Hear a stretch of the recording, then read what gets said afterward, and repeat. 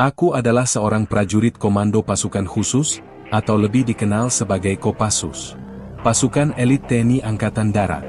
Bukan sekadar tentara biasa, kami adalah ujung tombak dalam operasi militer paling berbahaya. Kami bergerak dalam bayangan, tak dikenal, dan seringkali tak diakui. Aku, Kapten Arya Pratama, sudah berkarier selama lebih dari 1 dekade. Berbagai medan tempur telah kulewati, dari hutan Sumatera, pegunungan Papua, hingga operasi di luar negeri yang tak pernah masuk dalam berita. Namun, tak ada operasi yang benar-benar mudah. Setiap misi membawa beban tersendiri, bukan hanya fisik, tetapi juga mental. Dan misi kali ini, terasa lebih berat dari biasanya. Aku dan timku menerima perintah langsung dari Presiden Republik Indonesia. Ada puluhan warga negara Indonesia yang menjadi korban perdagangan manusia di Myanmar. Mereka tertipu janji pekerjaan bergaji tinggi, tetapi justru berakhir sebagai buruh paksa dalam kendali mafia bersenjata. Para sandera ini bukan hanya berada di tempat yang asing, tetapi juga dikendalikan oleh kelompok kriminal kelas kakap yang memiliki jaringan luas. Kami tak bisa masuk begitu saja. Myanmar adalah wilayah asing dengan situasi politik yang genting. Tidak ada dukungan resmi. Jika tertangkap atau terbunuh, negara tidak akan mengakui keberadaan kami. Dengan kata lain, ini adalah misi yang tak boleh gagal. Kami berangkat sebagai bayangan. Tanpa nama, tanpa wajah, hanya tugas dan peluru di genggaman. Dan aku tahu, tidak semua dari kami akan kembali dengan selamat. Langit Jakarta mendung ketika aku dipanggil ke markas besar. Di ruangan briefing yang penuh dengan peta, foto, dan dokumen rahasia, seorang perwira tinggi berdiri tegak di hadapan kami. Di belakangnya, layar besar menampilkan rekaman video yang membuat dadaku sesak. Seorang pria, wajahnya lebam, tangan terikat ke belakang. Dari belakang, seseorang menghantam punggungnya dengan popor senjata. Terdengar suara teriakan dalam bahasa asing, bahasa Myanmar. Mereka bukan manusia, mereka cuma budak, suara kasar terdengar. Rekaman terhenti. Ini adalah warga kita, kata Kolonel Surya, atasanku langsung. Mereka dijual seperti barang. Jika kita tidak bertindak cepat, mereka akan mati. Aku menggeser pandanganku ke meja. Ada berkas yang terbuka, berisi daftar nama para sandera. Wajah-wajah mereka terpampang jelas. Ada yang masih muda, ada yang sudah tua. Mereka hanyalah orang-orang biasa, yang mencoba mengadu nasib, tetapi justru terjebak di neraka. Kita akan menyusup sebagai warga lokal, lanjut Kolonel Surya. Kalian punya waktu 2 hari sebelum berangkat. Persiapkan mental kalian. Misi ini, bukan sekadar penyelamatan. Ini perhitungan. Aku menelan ludah. Aku tahu betul maksudnya. Jika terjadi sesuatu, kami tidak akan kembali. 2 hari kemudian, aku sudah berada di dalam pesawat militer yang membawa kami ke Thailand. Dari sana, perjalanan kami masih panjang. Kami adalah bayangan. Dan bayangan tidak boleh terlihat. Pesawat militer mendarat di pangkalan udara kecil di Thailand. Dari sini, kami harus bergerak ke perbatasan Myanmar dengan cara yang tidak menarik perhatian. Tim kami terdiri dari 6 orang, semuanya prajurit Kopassus terbaik yang pernah aku kenal. Aku, Kapten Arya, memimpin operasi ini. Di sampingku ada Letnan Jaka, seorang ahli strategi dan infiltrasi. Sersan Wahyu, sniper terbaik dalam unit kami. 2 prajurit lainnya, Budi dan Satrio, bertugas sebagai spesialis persenjataan dan demolisi. Terakhir, ada Dimas, seorang hacker militer yang bertugas mengakses jaringan komunikasi musuh. Kami menyamar sebagai pekerja migran yang ingin masuk ke Myanmar secara ilegal. Rambutku dibiarkan sedikit berantakan, janggut tumbuh liar, dan pakaian yang kukenakan penuh dengan debu. Kami tidak membawa senjata, belum. Semua perlengkapan kami sudah dikirim lebih dulu melalui jalur terpisah, difasilitasi oleh intelijen Indonesia. Perjalanan dimulai dengan menumpang truk bak terbuka bersama imigran gelap lainnya. Udara malam terasa panas dan pengap, bercampur dengan bau keringat dan ketakutan. Orang-orang di sekitar kami berbicara dalam berbagai bahasa, bahasa Indonesia, Tagalog, Tamil, dan beberapa dialek Myanmar yang sulit kupahami. Setelah beberapa jam perjalanan, truk berhenti di sebuah pos pemeriksaan tak resmi. Seorang pria bertubuh kekar, dengan wajah penuh bekas luka, mendekat. Di tangannya ada senapan serbu. Matanya menatap kami satu persatu, penuh kecurigaan. Inilah saatnya, bisik Letnan Jaka pelan. Aku menundukkan kepala, berusaha terlihat seperti pekerja ilegal yang ketakutan. Namun, aku tetap waspada. Pria itu berbicara dalam bahasa Myanmar, lalu menunjuk ke salah satu penumpang. Seorang pria tua yang duduk di dekatku. Aku tidak mengerti ucapannya, tapi aku tahu maksudnya.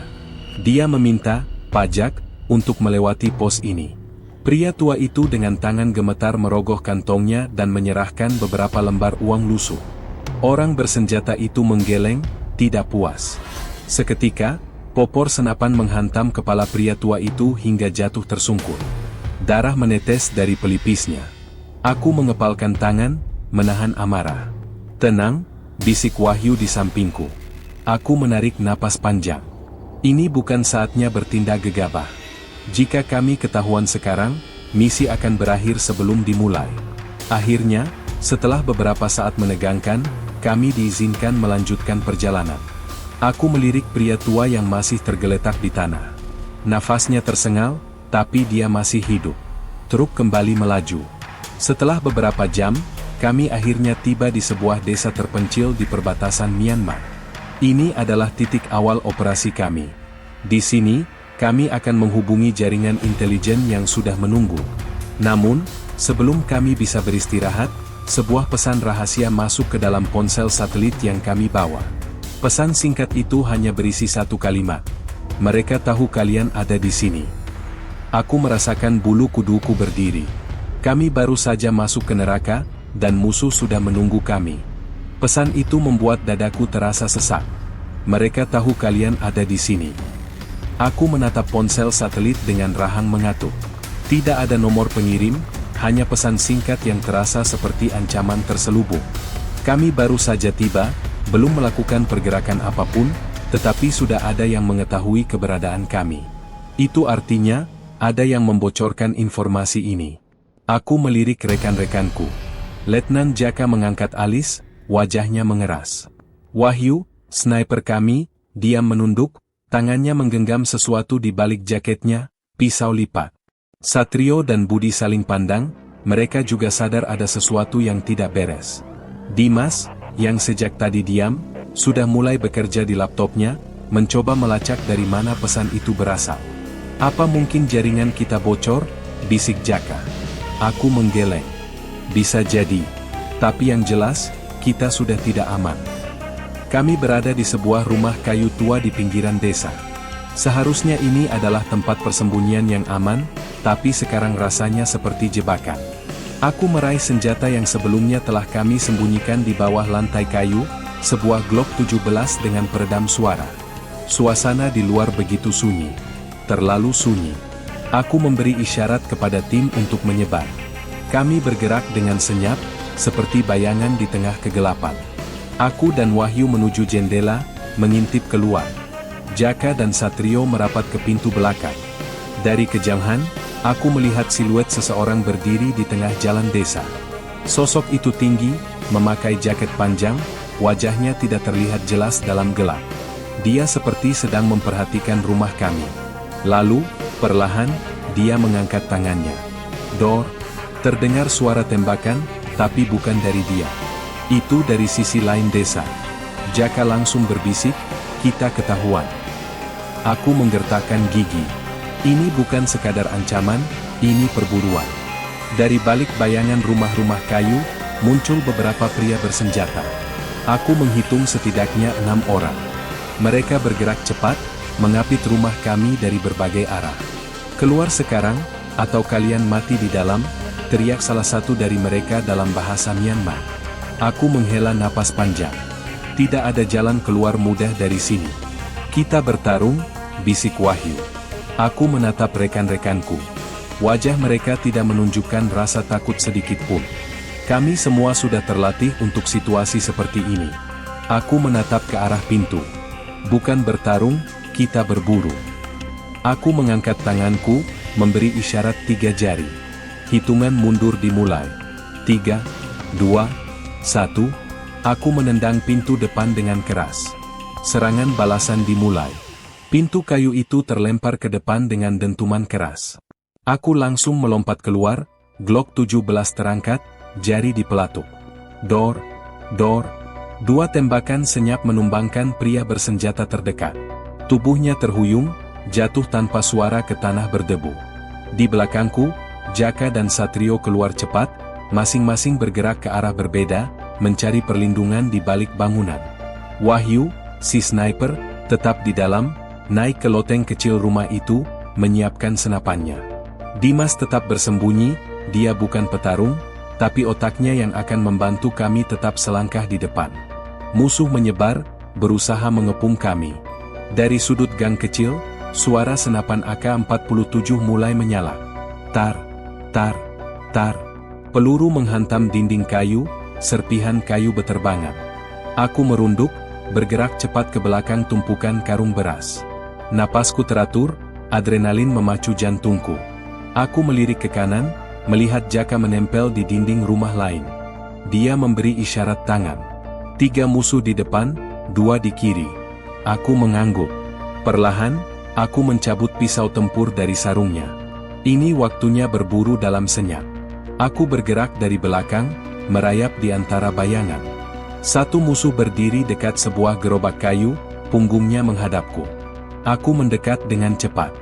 Dalam satu gerakan halus, aku menutup mulutnya dengan tangan kiri, sementara tangan kananku menusukkan pisau tepat ke lehernya. Dia meronta sebentar, sebelum tubuhnya melemas. Aku berjongkok, mengambil AK-47 yang terjatuh darinya. Di atasku, terdengar suara tas. Tas. Senapan sniper Wahyu mulai berbicara. 2 kepala musuh meledak sebelum mereka sempat membalas tembakan. Jaka dan Satrio langsung menyerang. Jaka meluncurkan tembakan presisi ke arah 2 pria di depan, sementara Satrio melempar granat asap ke gang sempit. Suasana berubah menjadi kekacauan total. Musuh panik, mereka kehilangan arah. Aku dan Jaka menggunakan kesempatan itu untuk bergerak maju, menembak tepat sasaran. Dor, dor, dor. Satu persatu mereka tumbang. Hanya tersisa 1. Aku melihatnya berlari ke arah hutan kecil di belakang desa. Tidak bisa dibiarkan lolos. Aku langsung mengejarnya. Nafasku memburu, otot kakiku menegang saat berlari melewati tanah berlumpur. Dia mencoba menembak ke belakang, meleset. Aku terus mendekat. Saat jarak tinggal 5 meter, aku melompat ke arahnya. Kami jatuh bergulingan di tanah. Aku membalik tubuhnya, menekan lengannya ke tanah, menodongkan pistol ke dahinya. Siapa yang memberitahu kalian tentang kami? Tanyaku dingin. Dia hanya menatapku dengan senyum sinis. Lalu dia berkata dalam bahasa Indonesia yang fasih. Kalian pikir ini perang biasa? Kalian tidak tahu apa-apa. Aku menekan pelatuk. Dor, henim. Aku berdiri, menarik napas panjang. Aku tidak suka membunuh tanpa informasi, tapi aku tidak bisa mengambil risiko. Saat aku kembali ke rumah persembunyian, Jaka dan yang lain sudah mengamankan area. Tidak ada korban di pihak kami. Tapi aku tahu ini belum selesai. Jika mereka sudah tahu keberadaan kami, itu berarti ada pengkhianat di dalam sistem. Dan ini baru permulaan. Aku berdiri di dalam rumah persembunyian, menatap tubuh-tubuh tak bernyawa yang bergelimpangan di luar. Udara malam terasa dingin, tapi keringat masih mengalir di pelipisku. Aku menarik napas panjang, mencoba menenangkan diri. Di dalam ruangan, Jaka, Satrio, Wahyu, dan Dimas duduk melingkar di atas lantai kayu yang berdebu. Tidak ada yang berbicara. Semuanya sadar bahwa sesuatu yang lebih besar sedang terjadi. Ada yang membocorkan misi kita, kataku akhirnya. Satrio mengangkat alisnya. Bukti? Aku melirik ke Dimas, yang dari tadi berkutat dengan laptopnya. Dia mengetik cepat, matanya fokus ke layar. Komunikasi mereka terenkripsi, kata Dimas. Tapi ada sesuatu yang aneh. Sehari sebelum kita tiba di sini, ada peningkatan komunikasi ke sebuah nomor di Indonesia. Jantungku berdetak lebih cepat. Dari siapa? Dimas menggeleng. Masih belum jelas. Tapi yang pasti, seseorang dari dalam kita telah memberitahu mereka. Aku mengepalkan tangan. Ini bukan sekadar operasi militer biasa. Kami tidak hanya melawan mafia, tapi juga berhadapan dengan pengkhianatan dari dalam. Jaka menghela napas, bersandar ke dinding. Ini bisa dari Jakarta, bisa juga dari sini. Mungkin ada yang mengawasi kita sejak awal. Aku menatap mereka satu persatu. Ini bukan pertama kalinya aku mengalami pengkhianatan di misi. Tapi kali ini terasa berbeda. Ini menyangkut nyawa banyak orang. Aku berdiri, mengambil pistol dan memasukkannya ke sarung di pahaku. Kita harus bergerak cepat. Sebelum mereka mengirim bala bantuan. Satrio mengangguk. Apa rencana kita? Aku berpikir cepat. Opsi terbaik adalah berpindah tempat dan mencari informasi lebih lanjut. Kami tidak bisa bertahan di satu titik terlalu lama. Wahyu, cari posisi baru untuk berlindung. Jaka dan Satrio, kalian bersiap untuk pergi dalam waktu kurang dari 1 jam. Aku menatap Dimas. Kamu tetap di sini. Cari tahu siapa yang mengirim informasi ke musuh. Dimas menatapku ragu. Kalau mereka sudah tahu kita di sini, bisa saja mereka menyerang kapan saja. Aku menatapnya dalam-dalam. Kita harus mendahului mereka. Dimas mengangguk, kembali fokus ke laptopnya. Aku bisa melihat ketegangan di matanya. Tiba-tiba, terdengar suara gemerisik dari luar. Aku langsung mengangkat tangan, memberi isyarat diam. Semua orang menegak. Lalu, dor, dor, dor. Suara tembakan mendadak menggema dari luar. Aku langsung merunduk, menarik pistolku. Mereka datang, seru Jaka. Aku mengintip dari balik jendela. Beberapa pria bersenjata lengkap berlari ke arah rumah kami. Mereka tidak memberi kami waktu untuk berpikir. Aku menarik napas dalam. Semua orang, bersiap tempur. Tidak ada jalan keluar lagi. Kami harus bertahan dan melawan. Aku melompat ke sisi jendela, menekan tubuhku ke dinding kayu yang mulai berlubang akibat hujan peluru. Telingaku berdengung karena suara tembakan yang terus memekakan telinga. Dimas, cepat hapus semua jejak kita. Aku berteriak ke arah Dimas yang masih duduk dengan laptopnya. Jari-jarinya gemetar saat mencoba mengetik dengan cepat. Sebentar. Aku hampir selesai, jawabnya, panik. Satrio dan Jaka telah mengambil posisi di dekat pintu, senjata mereka siap di tangan. Aku melirik Wahyu, yang bersembunyi di sudut ruangan dengan granat di tangannya. Kita harus keluar sebelum mereka mengepung sepenuhnya, kataku cepat. Jaka menoleh, matanya tajam. Bagaimana caranya? Mereka ada di semua sisi. Aku menggertakkan gigi, berpikir cepat. Mereka datang lebih cepat dari yang kukira. Ini bukan serangan sembarangan, mereka tahu posisi kami dengan pasti. Pengkhianat itu benar-benar ada di antara kami. Aku mengambil napas dalam. Tidak ada waktu memikirkan siapa pengkhianatnya sekarang. Prioritas utamaku adalah membawa tim keluar dari sini. Aku menatap Wahyu. Siapkan granat asap. Kita buat kekacauan dan kabur lewat belakang. Wahyu mengangguk, menarik cincin pengaman granat lalu melemparkannya keluar jendela. Braak. Asap tebal langsung membubung tinggi. Aku memberi isyarat kepada tim. Sekarang, kami menerobos keluar dari rumah, bergerak cepat melewati reruntuhan bangunan tua yang menjadi persembunyian kami. Aku bisa mendengar teriakan dalam bahasa Myanmar dari arah belakang, suara-suara penuh kemarahan dan perintah untuk mengejar. Aku melihat sebuah gang sempit di antara dua bangunan tua. Lewat sini. Kami berlari menyusuri gang gelap itu, napas kami terengah-engah. Di ujung gang, aku mendengar suara mobil mendekat. Aku segera mengangkat tangan, memberi isyarat kepada tim untuk berhenti. Sebuah truk milisi melintas perlahan di depan gang. Aku menahan napas, menekan punggungku ke dinding, memastikan kami tidak terlihat.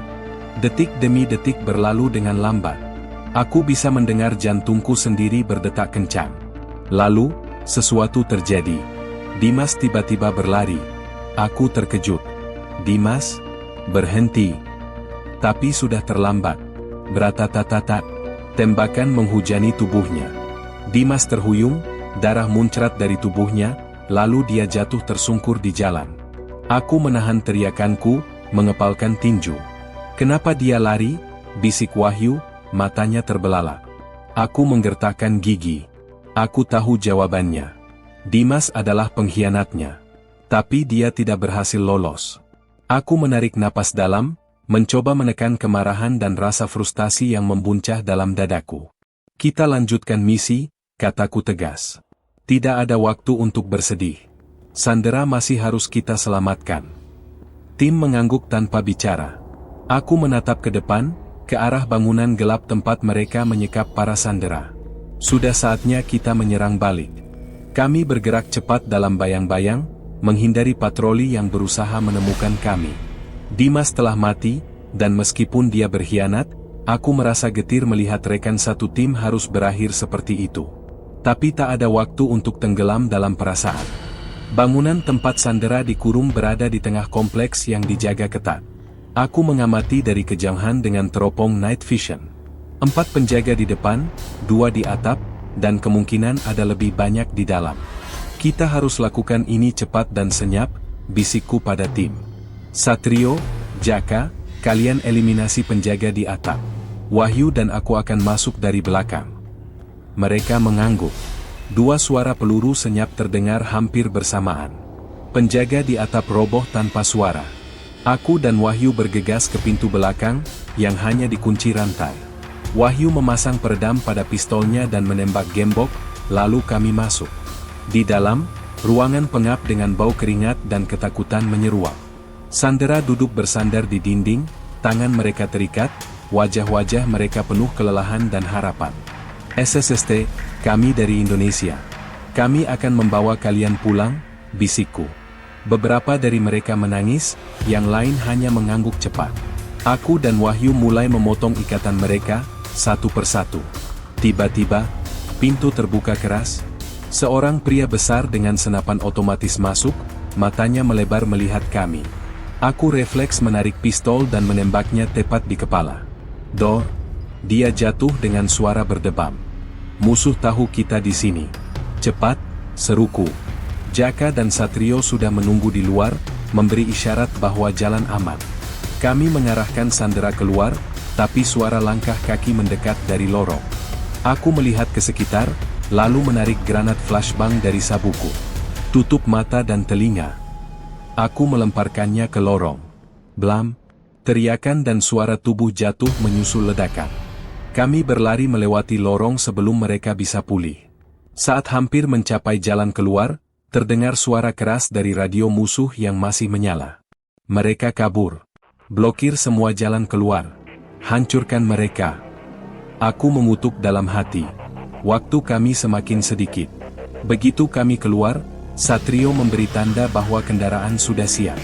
Kami bergegas masuk ke truk yang sudah mereka siapkan sebelumnya. Saat mesin dinyalakan, suara tembakan mulai menggema dari belakang. Aku naik ke bak belakang, membalas tembakan mereka dengan senapan serbu. Kita tidak bisa kabur begitu saja, seru Wahyu. Aku tahu dia benar. Kami harus memastikan mereka tidak mengejar. Aku meraih peluncur granat dari tas punggungku dan mengarahkannya ke bangunan tempat sandera tadi dikurung. Aku menarik napas dalam. Untuk yang sudah mati di tangan kalian. Aku menekan pelatuknya. Bung! Ledakan besar menghancurkan bagian depan bangunan. Teriakan panik terdengar dari arah sana. Saat debu mereda, aku melihat api mulai melahap gedung. Kami melaju kencang ke arah perbatasan, meninggalkan kekacauan di belakang. Para sandera menangis lega, saling berpelukan. Aku hanya menatap ke depan, memastikan kami bisa keluar dari Myanmar hidup-hidup. Misi belum selesai, tapi aku tahu, kami sudah menang.